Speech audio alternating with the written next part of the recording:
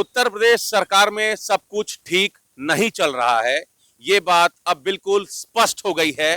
और इसकी वजह ये है कि केशव प्रसाद मौर्य जो सरकार में उप मुख्यमंत्री हैं, कैबिनेट मंत्री हैं, वो प्रयागराज मंडल की समीक्षा बैठक में भी जब शामिल होने नहीं गए तो फिर शक की कोई गुंजाइश रही ही नहीं।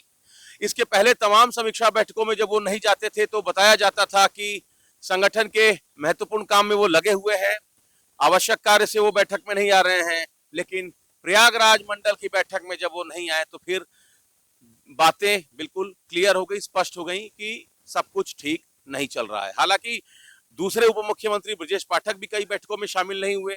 ओम प्रकाश राजभर, संजय निषाद जो एनडीए में सहयोगी हैं, सरकार में भी मंत्री हैं, वो लोग भी बैठकों में शामिल नहीं हो रहे हैं। तो अब सवाल यह है कि उत्तर प्रदेश सरकार में क्या हो रहा है, क्या चल रहा है। और इस पर बातचीत करने के लिए हमारे साथ बीजेपी से अनीता तिवारी जी हैं, समाजवादी पार्टी से वरुण जी हैं, उनके सहयोगी हैं, और बनारस के तमाम लोग हैं।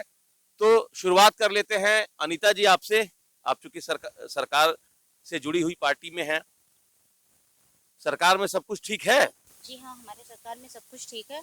और हमारे माननीय मुख्यमंत्री जी और प्रधानमंत्री जी के नेतृत्व में हमारा देश विकास की ओर अग्रसर बढ़ रहा है।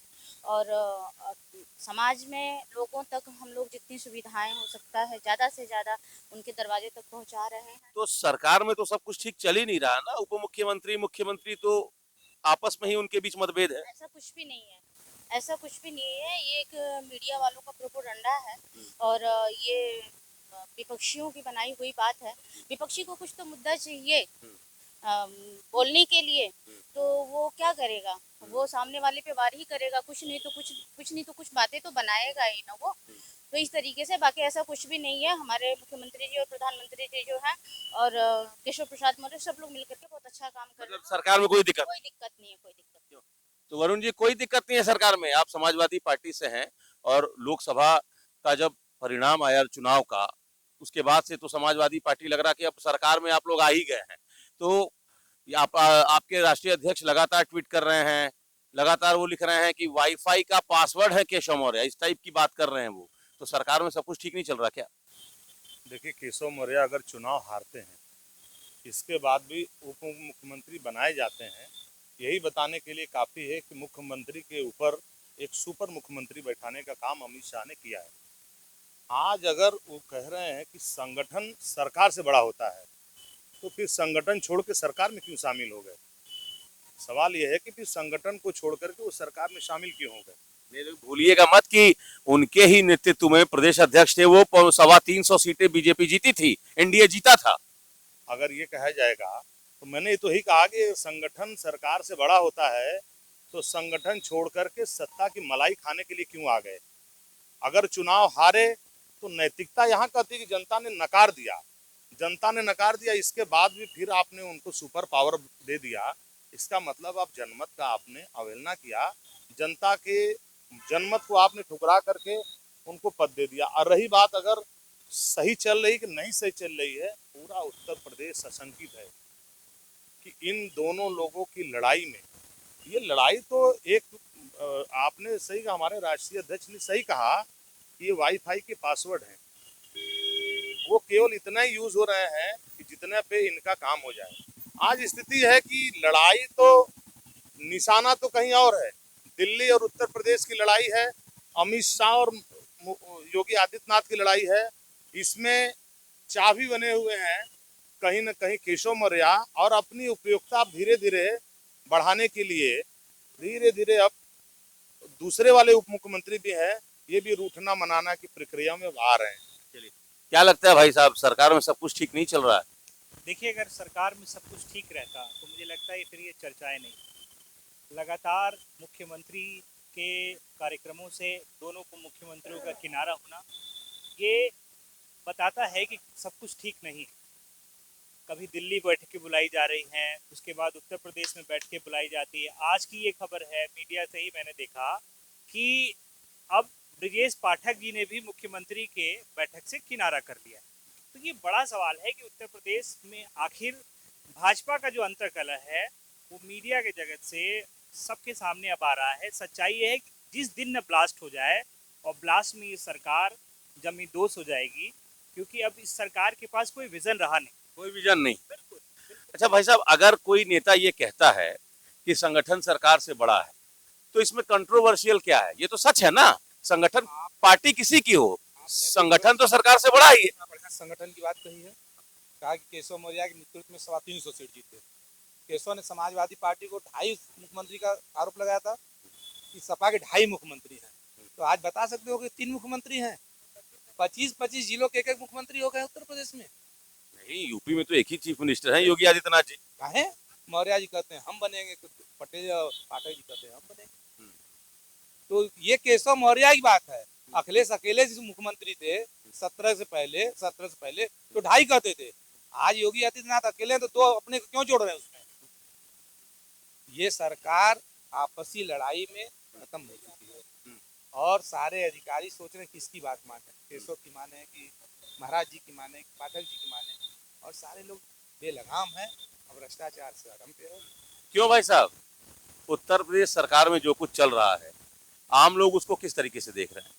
आम लोग तो परेशान है बेरोजगारी से। देखिए ये लोग के लड़ाई में न नौकरी मिल रहा है, न सब बेरोजगार हो गए हैं। रोजगार एकदम खत्म हो चुका है, सब त्रस्त है इन लोगों से। अब जनता चाह रही है कि इनको हटाए यहाँ से। क्या नाम है आपका? मेरा नाम सचिन यादव। क्या करते हैं सचिन? जी मेरा तो जमीन का काम। जमीन का काम। तो जो कुछ चल रहा है, खबरें तो आप भी पढ़ते ही होंगे, जो चल रहा है क्या कहना चाहते हैं? कहना तो है, देखिए हम तो काम करते हैं, हमारे यहाँ युवा बहुत है, हमारे भाई भी परिवार में भी, लेकिन युवा जो है कि सरकार से बहुत परेशान है। तो सरकार जो है कि रोजगार की बात नहीं करती है, नौकरी की बात नहीं करती है, सिर्फ जो है कि बस आपस में सरकार में कुछ लड़ाई झगड़ा यही चलता है। मतलब जो आपसी टशन है उसमें मूल मुद्दे जो है वो गायब होते जा रहे हैं। आपका नाम क्या है? मोहिंदर यादव नाम। क्या कहना चाहते हैं? मैं यही कहना चाहता हूँ कि जो ये इस समय सरकार में जो पेपर लीक और नेट लीक, कितने विद्यार्थी हैं जो आत्महत्या यही सब किए जा रहे हैं, कैसे तैयारी किए हुए पड़े हुए हैं, लेकिन यहाँ पर ये है कि सरकार इस पे ध्यान ही नहीं दे रही है। इसमें बीजेपी के साथ ही आ ही रहे हैं और उनके कार्यकर्ता ही सब आ रहे हैं, तो उसको छिपाया जा रहा है। क्या नाम है आपका भाई साहब? प्रियांशु से नाम पड़ेगा।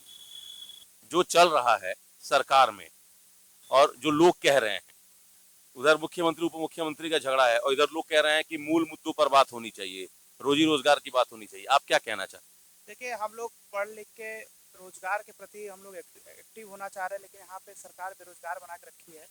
हम लोग पढ़ लिख के भी कोई सरकार हमें नौकरी नहीं दे रही है, और नौकरी देती है परीक्षा कराती है, पेपर लीक हो जाता है।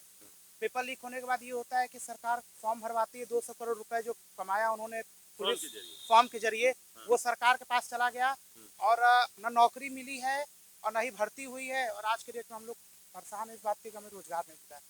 हम लोग बेरोजगार आज भी बैठे हुए। तो युवा रोजगार खोज रहा है और वहाँ मुख्यमंत्री उप मुख्यमंत्री आपस में उनके मतभेद चल रहे हैं। क्या नाम है आपका सर? अजय सिंह नाम। तो इस समय जो चल रहा है उत्तर प्रदेश की सरकार में, सारे लोग नजर बनाए हुए हैं कि दिल्ली में मुख्यमंत्री जी गए हैं, क्या होगा, उप मुख्यमंत्री और मुख्यमंत्री के बीच अगर मतभेद है तो सरकार पर क्या असर पड़ेगा, आम लोग क्या सोच रहे हैं इस समय? मूल बात तो इसी की कोई बात ही नहीं कर रहा है कि आम जनता का क्या होगा। हाँ। ये लोग आपस में लड़ रहे हैं, इसका फर्क तो पड़ रहा है आम जनता के ऊपर। न कोई काम हो रहा है, न कोई धंधा हो रहा है। सारे सीवर बनारस में देखेंगे, हर गलियों में देखिए हमारा पैर के अंदर अभी धो के आ रहा हूँ, नहीं तो सीवर में गिर गया था। तो ऐसी तो यहाँ की स्थिति है बनारस की। जब महान सांसद के एरिया की हालत है, तो बाकी जगहों पर क्या होगा पता नहीं। आपका नाम क्या है? मेरा नाम है योगेंद्र आर्या। योगेंद्र जी, क्या कहना चाह रहे हैं? मैं ये कहना चाहता हूँ कि शिक्षा इस समय इतना हमारा डाउन हो गया है, जैसे कि हम लोग जिन दोनों पढ़े लिखे, हमारे घर में भाई LLB कर रहा है, LLB के साथ साथ हमारे 2 भाई MA किए हैं, हम स्टोनो बेचू से हैं, जो कि आज तक हमको कोई शिक्षा रोजगार नहीं मिला। जब तक मैंने सभी परीक्षा दिया, सारा लीक होता गया, लेकिन अभी तक हमको ये नहीं समझ के सरकार क्या जताना चाह रही है युवा के साथ, या युवा को बेरोजगार घर से निकाल दे, या तो उसका पढ़ाई लिखाई हमेशा के लिए बंद कर दे, या तो अच्छा खासा युवा को अच्छे से रोजगार दे, जो पढ़े लिखे नौजवान युवा को उसे अच्छा खासा वैकेंसी निकाले और उसको तत्पर मतलब कि जितने भी वैकेंसी निकाले उसको तत्पर तैयार रखिए, वो वैकेंसी पूर्ण हो सके अच्छे तरह से। मतलब युवा को रोजगार चाहिए, है ना, बेकार की चीजों में सरकार इन्वॉल्व ना रहे। चलिए, तो इसी कमेंट के साथ हम अपनी चर्चा समाप्त कर रहे हैं। समाजवादी पार्टी के नेता आरोप लगाएंगे ही, बीजेपी की जो नेता हमारे साथ थी वो सरकार का डिफेंड करेंगी ही, लेकिन मूल बात यह है कि जो मूल मुद्दे हैं, शिक्षा है, स्वास्थ्य है, रोजगार है, वो मुख्यमंत्री और उप मुख्यमंत्री के बीच का जो टशन है उसमें मूल मुद्दे जो है वो धीरे धीरे पीछे होते जा रहे हैं।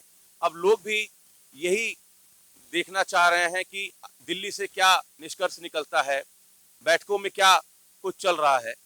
लेकिन लोग ये भी कह रहे हैं कि इस तरीके की जो आपसी खींचतान है, इसमें मूल मुद्दे पीछे छूटते जा रहे हैं।